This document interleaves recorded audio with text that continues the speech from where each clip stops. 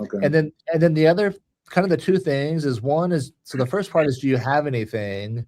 And then number two, I would say, is there anyone you care about? It sounds kind of weird, right? Um, but meaning, like, are you married? Now, more importantly, are you not married but have a significant other, right? If you've been living with someone for 20 years, Arizona does not recognize common law marriages.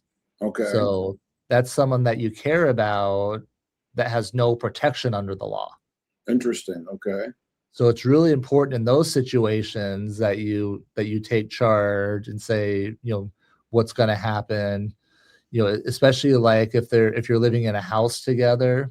Here's the most devastating thing I see a lot. You probably see it too. But the most devastating example of no estate planning is when we'll say a husband passes away, leaving a surviving spouse, no estate planning, and that husband had kids from a prior relationship. So what that means, if there's no will and there's a kids from a prior relationship, it means half goes to his kids.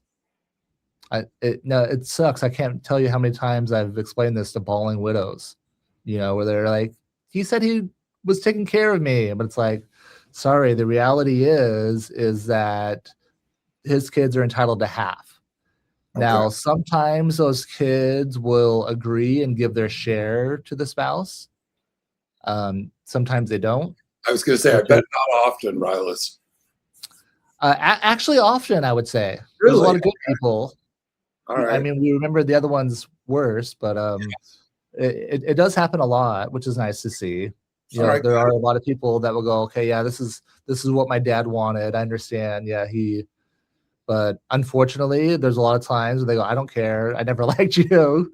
Yeah. I'm entitled to this and I want it.